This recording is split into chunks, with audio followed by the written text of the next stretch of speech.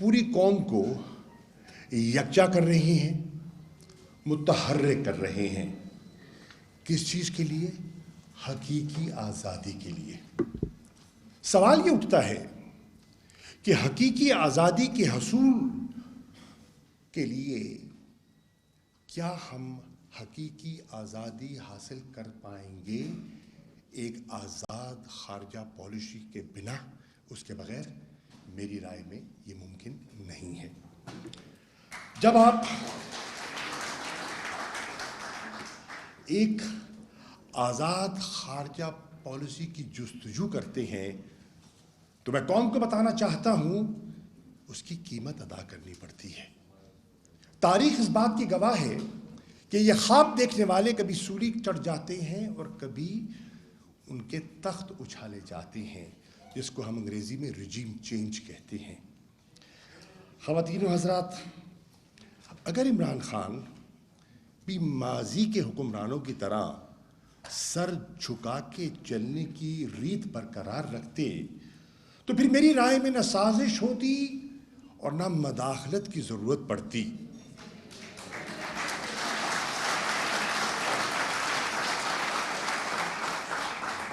क्योंकि जो गुलाम ज़हन है ना, गुलाम ज़हन एक आज़ाद खारजा पॉलिसी का तसव्वुर ही नहीं कर सकता,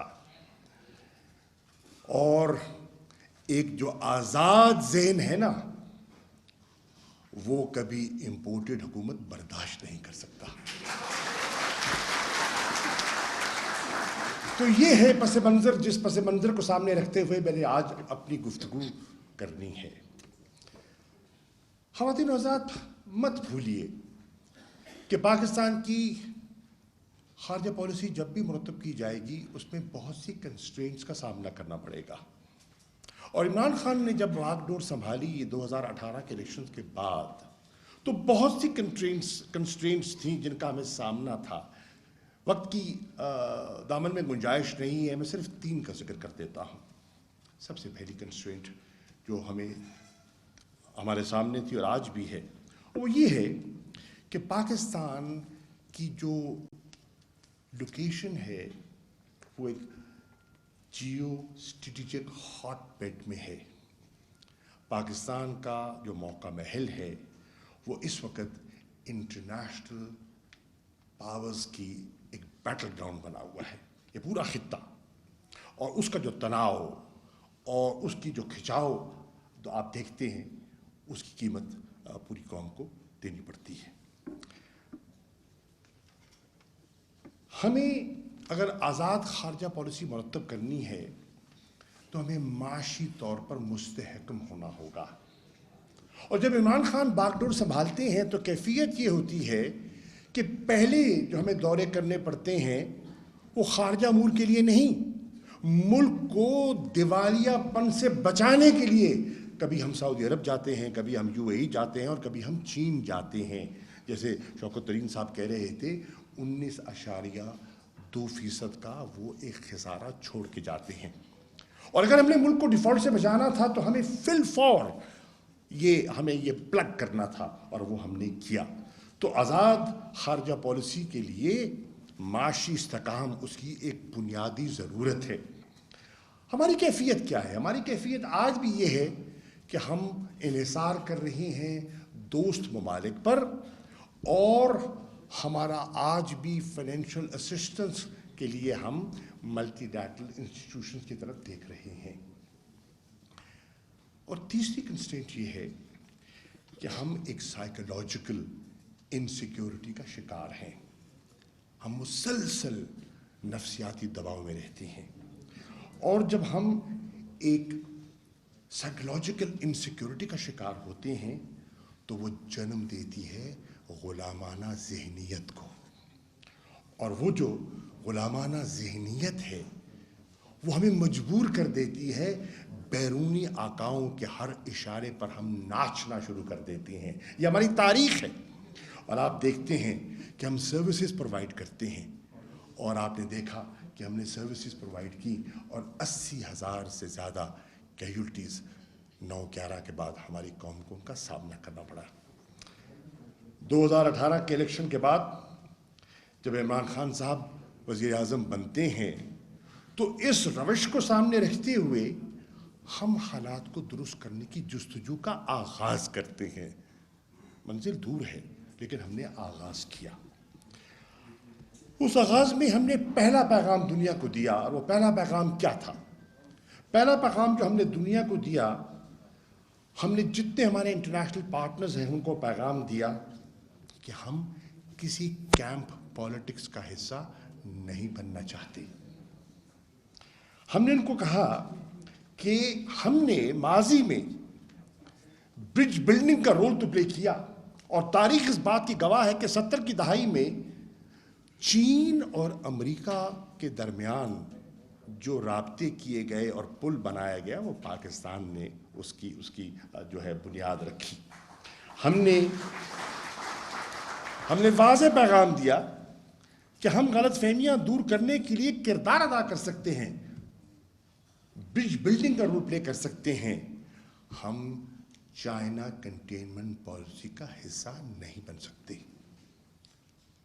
ہمارے پڑوس میں ہمارا ہمسایہ ہے, وہ بالکل تیار تھا, اور آپ نے دیکھا کہ اس تیاری کا انہوں نے فائدہ بھی اٹھایا, اور آج وہ اس خطے میں امریکہ کا نیا اسٹریٹجک پارٹنر بن چکا ہے. ہم نے واضح دنیا سے کہا کہ ہم نہیں چاہتے کہ ہم کسی کانفلکٹ کا حصہ بنیں.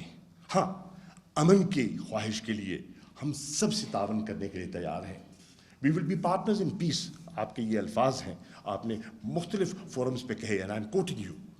ہم کانفلکٹ کا حصہ نہیں بننا چاہتے. کیوں نہیں بننا چاہتے؟ Because we do not want global wars on our borders. ہم نے قیمت ادا کی ہے. 9/11 کے بعد جیسے میں عرض کر چکا 80,000 سے زیادہ کیجولٹیز.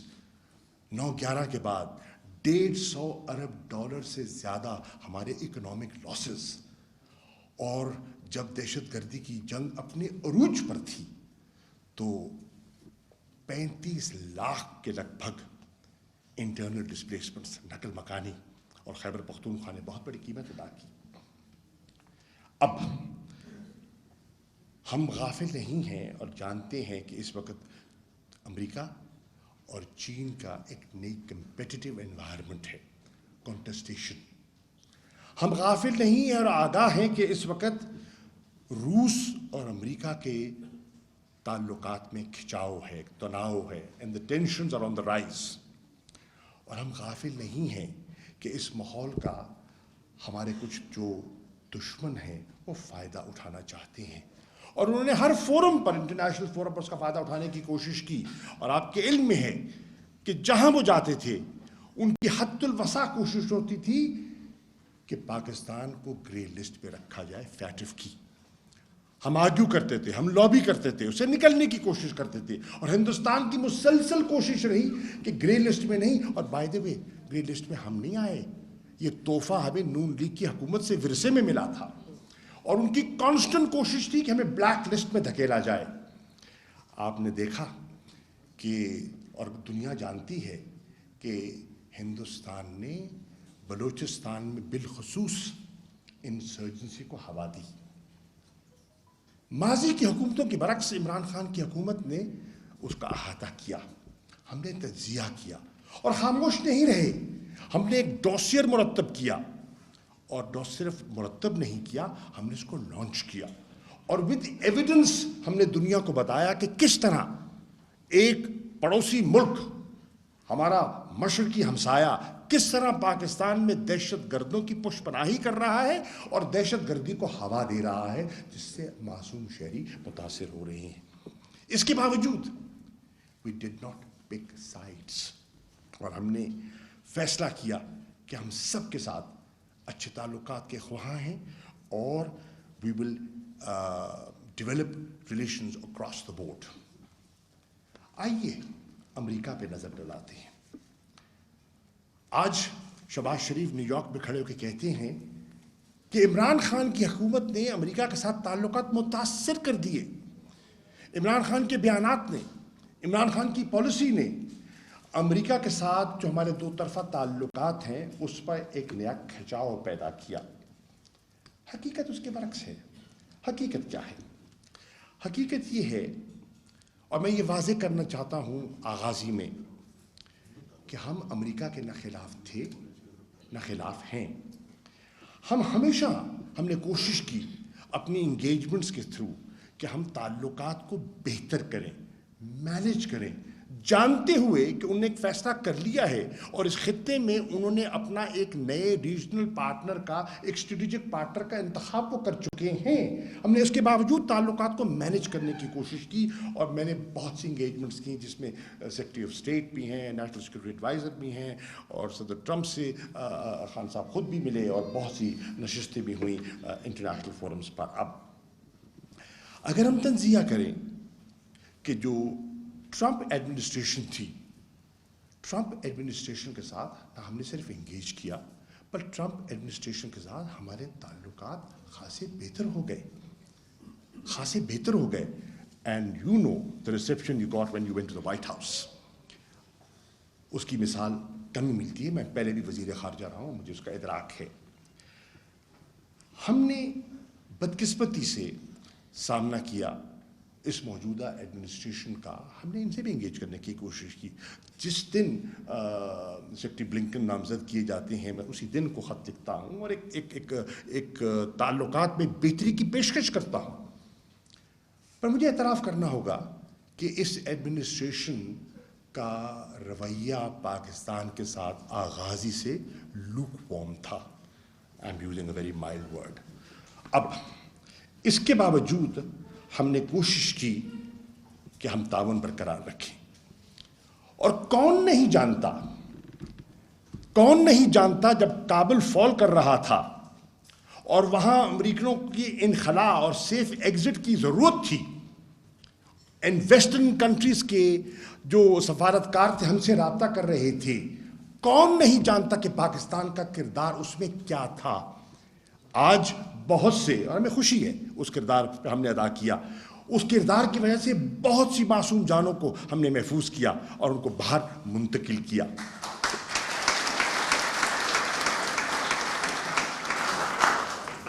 اس کو اکنالج تو کیا جاتا ہے، اکنالج کیا گیا، لیکن کوئی تعلقات میں خاطر خواہ بہتری کے لیے پیش رفت نہ دکھائی دی. چین، خواتین و حضرات، چین ہمارا ایک با اعتماد دوست تھا، ہے، اور میری نظر میں رہے گا انشاءاللہ. عمران خان کے دور میں، عمران خان کی حکومت میں چین کے ساتھ ہمارے تعلقات میں پہلے سے زیادہ گہرائی اور پہلے سے زیادہ اعتماد میں اضافہ ہوا.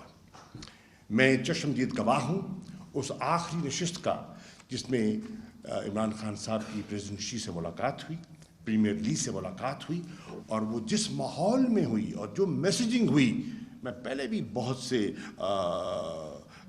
چین کے حکمرانوں سے ملتا رہا ہوں، میں نے یہ گرم جوشی پہلے نہیں دیکھی جو میں نے آخری ملاقات میں، جب آپ اولمپکس کی گیمز کے لیے تشریف لے گئے تھے، ونٹر اولمپکس گیمز کے لیے، میں نے ماضی میں نہیں دیکھی.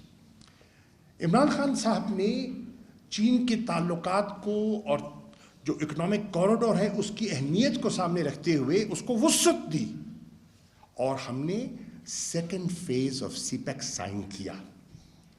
نہ صرف ہم نے سی پیک کا فیز 2 سائن کیا جس میں کہ ورکنگ گروپس میں اضافہ کیا، بلکہ ہم نے سی پیک کی ایک اتھارٹی قائم کی، اور اتھارٹی کا بنیادی مقصد یہ تھا کہ جو پروجیکٹس ہیں ان کو جلد از جلد پایہ تکمیل تک پہنچایا جائے.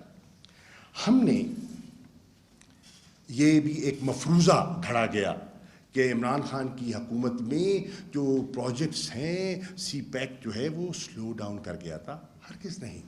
مت بھولیے کہ پہلے تو ایک کووڈ انوائرمنٹ تھی، لیکن اس انوائرمنٹ کے باوجود سی پیک کے پروجیکٹس میں انویسٹمنٹ جاری رہی، اور بہت سے جو منصوبے جاری تھے ان کو ایکسلریٹ کیا گیا.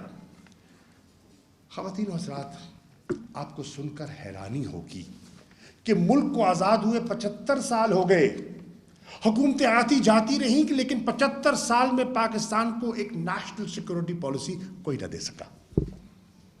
عمران خان صاحب کی حکومت میں ایک نیشنل سیکورٹی پالیسی پر ڈیبیٹ ہوئی, کنسنسس بلڈ ہوا اور اس کو لانچ کیا گیا, اور اس سیکورٹی پالیسی کو ڈیفائن کیا گیا, اس کے سکوپ کو بڑھایا گیا, اور اس کا جو محور ہے, وہ اکنامک سیکورٹی کو رکھا گیا. اور یہاں میں خارجہ امور اور جو اکنامک اسٹیبلٹی کی لنکیج کی بات کر رہا ہوں.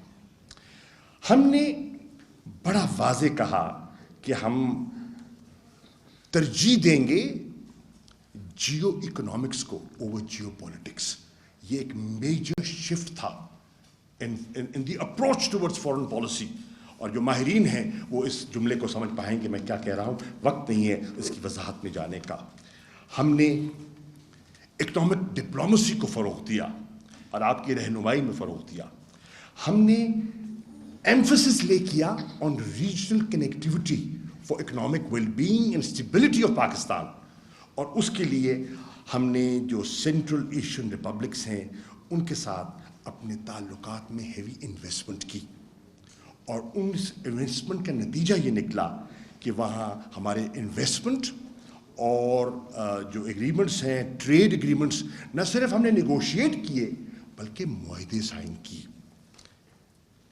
خواتین و حضرات, ہندوستان ہماری پہلے دن سے, عمران خان صاحب کی حکومت کے پہلے دن سے ہماری یہ خواہش اور کوشش تھی کہ ہندوستان کے ساتھ ہمارے معمول کے تعلقات ہوں اور ہم اچھے ہمسایوں کی طرح رہ سکیں.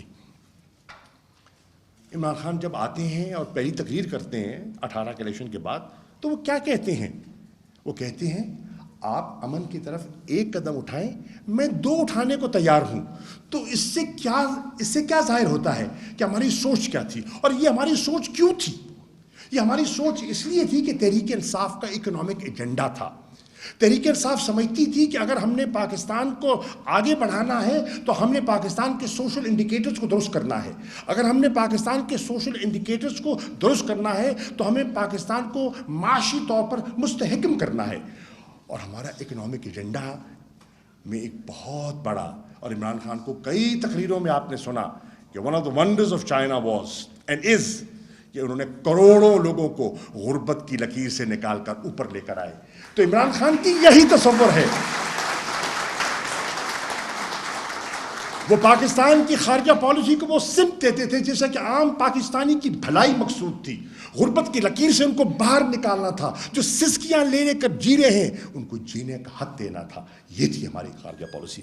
خواتین و حضرات, ہماری اس کوشش کے باوجود, ہمارے اس اشارے کے اور پیغام کے باوجود, بدقسمتی سے ہندوستان میں ایک ایسی حکومت مارز وجود میں آ گئی جس کی کہ ہندوتوا RSS سوچ تھی. ہمارے پازیٹیو جسٹس کو بھی ریسیپروکیٹ نہ کیا گیا, اور انہوں نے ایک ہندوتوا اور اینٹی مسلم ایجنڈا کو جو فالو کیا تو وہ راستے میں دیواریں کھڑی ہو گئیں, اور وہ جو ڈائلاگ پروسیس تھا اس کو انہوں نے سکٹل کر دیا. ہم تو ڈائلاگ کی کبھی ہم نے ڈائلاگ سے انکار نہیں کیا تھا. ہم تو چاہتے ہیں کہ گفت چنی سے معاملات آگے بڑھائے جائیں, لیکن وہ کترا رہے تھے کیونکہ ان کا یہ ایجنڈا اور ان کا جو ریٹرک تھا وہ سامنے آ گیا. اور پھر اس کے ساتھ ساتھ انہوں نے غیر قانونی اور یک طرفہ اقدامات کا اعلان کیا.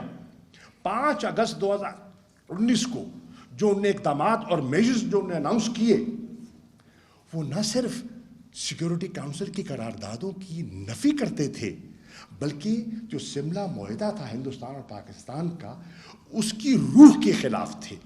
اور انہوں نے معاملات کو مزید جسے کہتے ہیں نا پیچیدہ کر دیا. خواتین و حضرات, لیکن اس کے باوجود ہم نے صبر اور استقامت سے آگے بڑھے.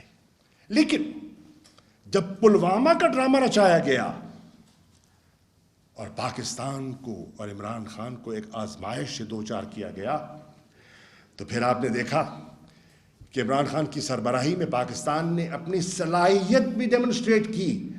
2 لڑاکا تیار گرائے,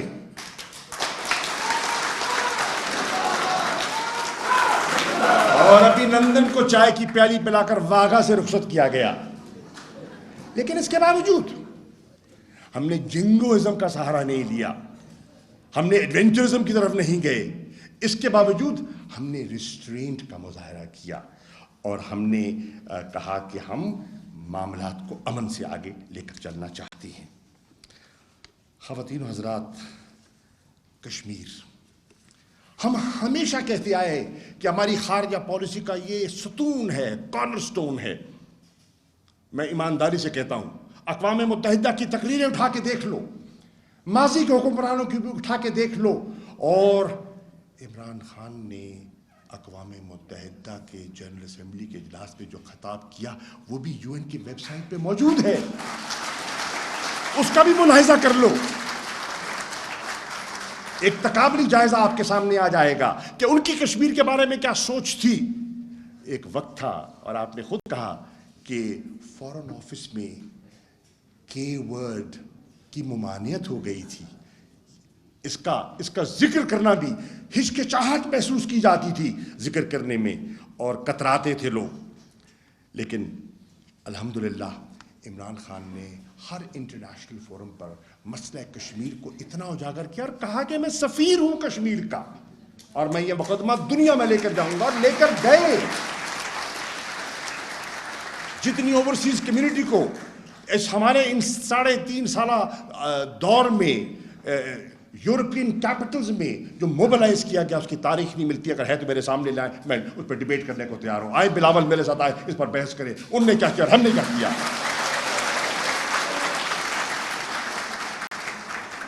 نہ صرف وہ، ایک اسپیشل اجلاس بلایا جاتا ہے اسلام آباد میں، دنیا کو دعوت دی جاتی ہے، امہ کے وزراء خارجہ کو دعوت دی جاتی ہے، اور اسی اسلام آباد میں اس امہ کے وزراء خارجہ کا جو اجلاس ہے، میں کہتا ہوں ذرا پڑھ تو لو اس کا جو ایک جوائنٹ کمیونیکے، جو اس کا جو اعلامیہ ہے، اس کو پڑھ تو لو. جتنی واضح اور جتنی ٹھوس کشمیر پر تحریک انصاف کی حکومت کا موقف ہے، اگر ماضی میں کسی کو ہے تو میرے سامنے لائے اور پڑھائے مجھے. خواتین و حضرات، جموں اور کشمیر میں انڈین اللیگلی آکوپائڈ جموں اور کشمیر میں جو انسانی حقوق کی جو خلاف ورزی ہو رہی تھی اور ہو رہی ہے مسلسل، ہر انٹرنیشنل فورم پر الحمدللہ عمران خان نے اور ان کی ہدایت پر میں نے اس کو اجاگر کیا اور ہندوستان کو بے نقاب کیا. مجھے کوئی ان ریسنٹ ہسٹری مجھے نام لے کے بتائیے کس اور لیڈر نے اس شد و مت اور اس کنوکشن سے اس مسئلے کو اٹھایا ہو. میں اس کو سلام کروں گا. ایران ہمارا پڑوسی بھی ہے، اور جب ہم حکومت میں آئے تو خواتین و حضرات ہم نے محسوس کیا کہ ایران کے ساتھ جو ہماری روایتی تاریخی گرم جوشی تھی وہ سرد موری کا شکار ہے. چنانچہ ہم نے، کیونکہ ہمارا ایک لمبا بارڈر ہے ایران کے ساتھ اور ہمارا انٹرسٹ تھا کہ یہ border of peace and stability رہے. ویسٹرن بارڈر جو افغانستان کا بگڑا ہوا، ایسٹرن بارڈر کشمیر کی طرف بگڑا ہوا، ایران کے بارڈر کو مستحکم رکھنا، اسٹیبل رکھنا پاکستان کے مفاد میں تھا. چنانچہ جانتے ہوئے کہ جو ایک انٹرنیشنل تناؤ ہے ایران پہ، ہم نے ایک آزادانہ اور اپنی قومی ضرورت کو سامنے رکھتے ہوئے ایران کے ساتھ تعلقات کو بہتر کیا. آمد و رفت ہوئی، جواز ظریف آئے، میں گیا، خان گئے، اور پھر ہم نے تعلقات میں بہتری پیدا کی. نتیجہ نکلا کہ ایران کے ساتھ ہم نے اپنی تجارت کو بڑھانے کی کوشش کی، اور پہلی مرتبہ ایک نیا کانسیپٹ انٹروڈیوس کیا گیا، اور وہ تھا establishment of border markets. MOU sign کیا to establish border markets between Iran and Pakistan, تاکہ ہماری تجارت کو فروغ دیا جا سکے. اور پھر ایران کے ساتھ تعلقات میں بہتری کی ضرورت اس لیے بھی محسوس کی گئی کہ اگر ہم افغانستان میں امن چاہتے ہیں اور استحکام چاہتے ہیں جو پاکستان کے امن و استحکام سے جڑا ہوا ہے، تو ایران کی ضرورت ہے. اگر ہم ریجنل کنیکٹیوٹی چاہتے ہیں سینٹرل ایشیا سے، تو ہم ایران سے لا تعلق ہو نہیں سکتے. اگر ہم چاہتے ہیں کہ ہمارا جو انرجی کرائسس ہے اس سے ہم اس پر غلبہ پائیں، تو پھر Iran Pakistan gas pipeline ایک حقیقت بن سکتی ہے، اور ہمارے انرجی کرائسس کو ہم اوورکم کر سکتے ہیں. اور اگر ہم سمجھتے ہیں کہ ہم نے تجارت بڑھانی ہے، تو تجارت بڑھانے کے بے پناہ امکانات موجود ہیں. روس، خواتین و حضرات،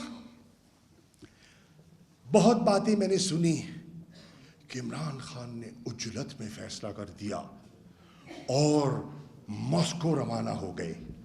میں ریکارڈ کی درستی کے لیے آج کہنا چاہتا ہوں کہ پہلی بات تو یہ ہے کہ عمران خان نے روس جانے سے پہلے طویل مشاورت کی، وزیر اعظم ہاؤس میں اجلاس ہوئے، 2 نشستیں ہوئیں، ایک کی صدارت وزیر اعظم نے کی، ایک کی صدارت میں نے کی، اور ہم نے جتنا ہمارے پاس انسٹیٹیوشنل انپٹ تھا، ریٹائرڈ فورن سیکرٹریز تھے، ایکسپرٹس تھے، ان کو مدعو کیا، اور ہم نے وے کیا کہ جانے کے فوائد کیا، نقصانات کیا ہیں، اور اس کے ساتھ ساتھ ہم نے انسٹیٹیوشنل کنسنسس بلڈ کیا۔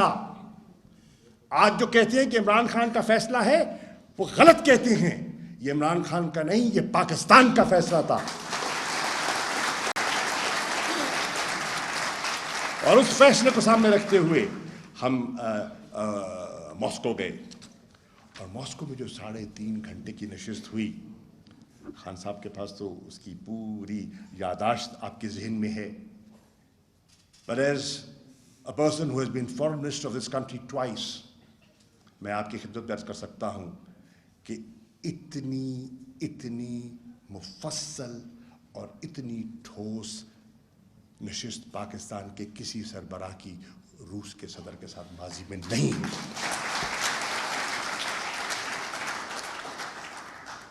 اور پھر جو لوگ ہم پہ تنقید کرتے ہیں، میں ان کو سوال کرتا ہوں، اگر امریکہ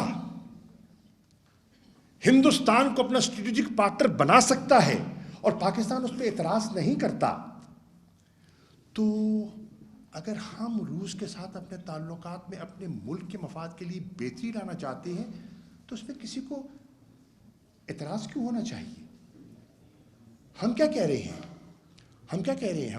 ہم کسی کے خلاف کوئی محاذرائی تو نہیں پیدا کرنا چاہ رہے، ہم تو اپنی بہتری کے لیے کچھ اقدامات ہیں جس پہ اگر آپ بتائیے، اگر ہم افغانستان میں امن چاہتے ہیں، سینٹرل ایشیا میں کنیکٹیوٹی چاہتے ہیں، کیا روس کے بغیر ممکن ہے؟ اگر ہم مارکیٹس کی رسائی چاہتے ہیں اور یوریشین ریجن کو اگر ہم نے ادھر تک رسائی اپنی برآمدات کی لے کر جانی ہے تو کیا روس کے بغیر یہ ممکن ہے؟ نہیں ہے۔ اگر ہم نے انویسٹمنٹس کو پروموٹ کرنا ہے اور ٹیکنالوجی ٹرانسفرز ہونی ہے تو روس کا ایک اہم رول ہے، اور ہم نے کیا ہے۔ کھٹائی میں پڑا ہوا تھا منصوبہ سال ہا سال سے، جو عمران خان کی حکومت نے گفت و شنید کے ساتھ north south gas pipeline کا معاہدہ مکمل کیا تاکہ ملک میں یہ انرجی کرائسس سے ہم باہر نکلیں، جس میں انویسٹمنٹ ہونی تھی، پاکستان میں انویسٹمنٹ ہونی تھی، اور ہم نے اس کو فروغ دیا۔ اور یہ بتائیے، وہ ملک جو 85% اپنا تیل باہر سے منگواتا ہے، وہ ملک جب وزیر اعظم جاتے ہیں اور ایسٹیمیٹ لے کر جاتے ہیں، ان کو بتایا جاتا ہے کہ 3 ملین ٹن گندم کی شارٹیج ہوگی، اور وہ کہتے ہیں میں جا کر چیپ تیل اور سستا تیل لے کر آتا ہوں، اور میں پاکستان کے آٹے کا بحران جو سنگینی اختیار کر گیا ہے اور عام شہری جو پس رہا ہے، اس بحران کو فورسی کرتے ہوئے وہ سستی گندم لینے جاتے ہیں۔ یہ پاکستان کے مفاد پہ تھا؟ یہ پاکستان کے مفاد میں نہیں تھا۔ قوم کو آج اس کا فیصلہ کرنا ہوگا، قوم کو اس کسوٹی پہ پرکھنا ہوگا ہمارے ان اقدامات کو۔ خواتین و حضرات، میں عرض کرتا چلوں، یہ سب کچھ کرنے کے باوجود جب وہاں پہنچتے ہیں اور یوکرین کے جو علم ہوتا ہے کانفلکٹ کا، تو عمران خان کیا کہتے ہیں؟ ذرا اس پہ تو نظر دوڑاؤ۔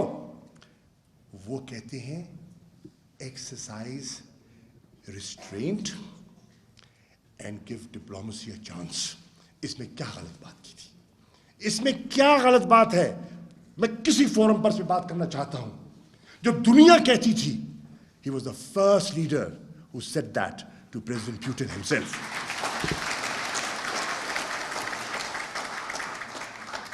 ہاں، ہم نے سلامتی کاؤنسل میں ایبسٹین کیا، ہیومن رائٹس کاؤنسل میں ایبسٹین کیا۔ صرف ہم نے کیا، ہندوستان نے نہیں کیا، سری لنکا نے نہیں کیا، اور بہت سے ممالک نہیں کیا، بہت سے ممالک نے کیا۔ اگر پاکستان نے کیا تو کیا قیامت ٹوٹ پڑی؟ یورپین یونین، یورپ میں بہت بڑی پاکستانی کمیونٹی رہتی ہے اور بہت بڑی منڈی ہے ہماری برآمدات کی۔ تحریک انصاف کی پہلی حکومت ہے، اور عمران خان کی حکومت ہے جس سے گفتگو تو ہوتی رہی لیکن ہم نے گفتگو کو منطقی انجام تک پہنچایا. اور مجھے یہ کہتے ہوئے مسرت محسوس ہو رہی ہے کہ پی ٹی آئی کی گورنمنٹ نے یورپین یونین کے ساتھ ایک long term strategic engagement plan پر دستخط کیے. میں برسلز گیا, فیڈریکا موگرینی کے ساتھ میں نے وہ دستخط کیے, اور اس کے ساتھ ایک لانگ ٹرم یورپین یونین کے ساتھ ہم نے اپنا سمت اور اپنی ہے. خواتین و حضرات, ہم نے لابی کی جی ایس پی پلس فیسلٹی جس کی میعاد ختم ہو رہی ہے 2023 میں, اور 2023 کی فیسلٹی کے لیے ہم کہہ رہے ہیں کہ پاکستان کو بڑھائی جائے تاکہ ہماری ایکسپورٹس بڑھتی رہیں. اور ہوا کیا کہ کووڈ کے انوائرمنٹ میں جہاں دنیا کی گلوبل اکانومی کانٹریکٹ کر رہی تھی, یورپ میں ہماری ایکسپورٹس میں اضافہ ہوا because of G S P plus, and it was a two way beneficial thing. Engagement with Africa initiative. 1 ارب کا کانٹیننٹ, 50 سے زیادہ ممالک اس کا حصہ, اور پاکستان کا اس سے کوئی ہمارے روابط نہ ہونے کے برابر. عمران خان کیا کرتے ہیں؟ عمران خان اس کی افریقن کانٹیننٹ کی اہمیت کو سمجھتی ہے اور کہتے ہیں کہ لیٹ اس انگیج ود افریقہ. ہم نے نئے مشنز کھولنے کا فیصلہ کیا, ہم نے کئی مشنز کو اپ گریڈ کیا, ہم نے تجارت کو فروغ دیا, اور نتیجتاً 2 سالوں میں عمران خان کے 2 سالوں میں افریقن کانٹیننٹ کے ساتھ آپ کی ٹریڈ میں 7% اضافہ ہوتا ہے. اور جب ہم اقوام متحدہ کی بات کرتے ہیں اور سیکورٹی کونسل ریفارمز کی بات کرتے ہیں, یو این کی اصلاحات کی بات کرتے ہیں, تو مت بھولیے African countries are a very important group. یہ ایک گروپ ہے جس کو کافی گروپ بھی کہتے تھے, اور آج اس کو کہتے ہیں group U F C group. اس پہ پاکستان کی جو ضرورت ہے اس کو ہم نے سامنے رکھتے ہوئے ہم آگے بڑھے. اب میں اپنی بات کو ختم کرتے ہوئے صرف یہ کہنا چاہوں گا کہ قومیں جب اپنے حقوق کے لیے کھڑی نہیں ہوتی تو دنیا ان کی عزت نہیں کرتی, اور قوموں کو کھڑا کرنے کے لیے قیادت کی ضرورت ہوتی ہے. You need leaders not پگمیز.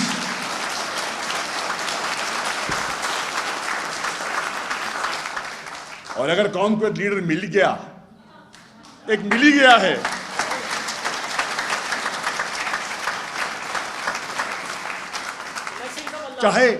چاہے ان کا سیاست سے پہلے کوئی ان کے ذہن میں سیاست نہیں تھی, وہ انہوں نے ایک نیشنل ہیرو تھے اور فیلنتھروپک کام کیا, قوم کو ڈوبتی سسکتی قوم کو دیکھ کے انہوں نے فیصلہ کیا کہ میں نے ہاتھ سنبھالنا اس قوم کا.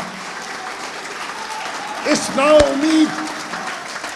نا امیدی میں میں نے ایک امید کا دیا جلانا ہے. 47 کی آزادی کو حقیقی آزادی کا روپ دینا ہے. یہ گناہ ہے عمران خان کا, یہ قصور ہے, سزا دو اس کو.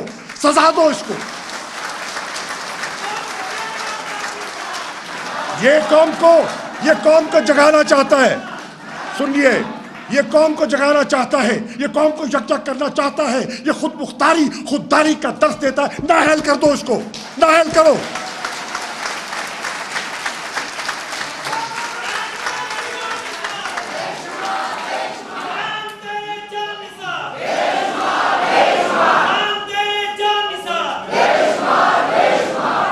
کہتے ہیں کہ پاکستانیوں, نہ تم کوئی معمولی ملک ہو اور نہ تم کمزور ملک ہو. جو 6ٹی دنیا کی بڑی مملکت ہو وہ معمولی ملک نہیں ہوتا. جو ایٹمی قوت ہو اس کو آپ اس طرح اس کو فار گرانٹیڈ نہیں لے سکتے. اگر قیادت میسر ہو, اگر ٹوڈیز ہو تو پھر اللہ بالغ ہے. جناب والا, and lastly, Imran Khan has said it, and let me repeat, and let me quote him. Pakistan is not a resource-poor country. We are a mismanaged country.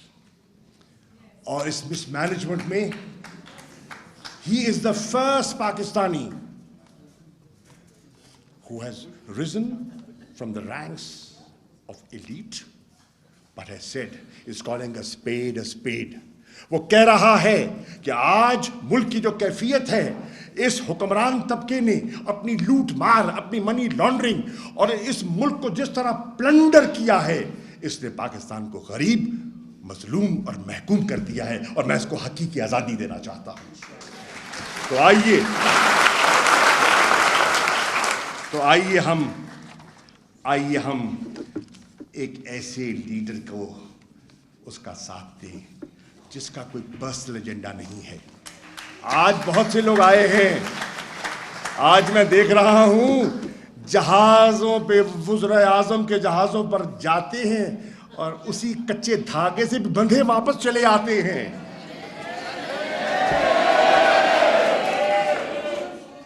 آج پاکستانیوں یاد رکھ لینا، اور میں اس جملے سے اپنی بات ختم کر رہا ہوں، کہ جو آزادی کا خواب دیکھتا ہے نا، حقیقی آزادی کا، کئی دفعہ وہ مجرم ٹھہرایا جاتا ہے. غلاموں کو آزاد کرانا جرم ہے، اور جرم کی سزا دی جاتی ہے. کیا اگر تمہارے لیڈر کو، قوم کو آزاد کروانے کے لیے مجرم بنایا گیا تو اس کا ساتھ دو گے؟ یہ ہے آج پاکستانی قوم کو فیصلہ کرنا. یہ ہے انتخاب جو آج پاکستان کو کرنا ہے. اگر آزاد خارجہ پالیسی بنانی ہے تو اس کی قیمت ادا کرنی پڑے گی.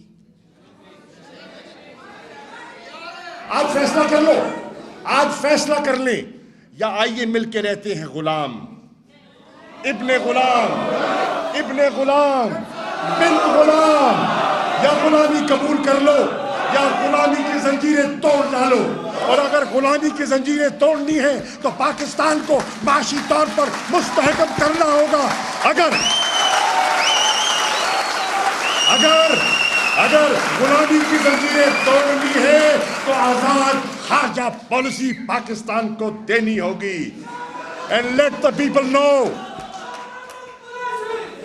let the world know.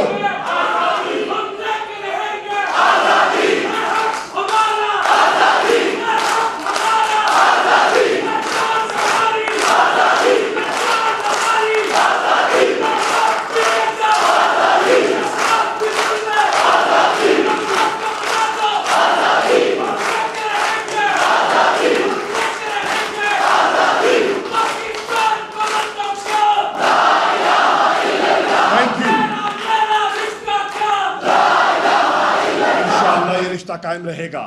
And let the world know Imran Khan's message is Pakistan is ready to engage with everyone, but Pakistan is not for sale anymore.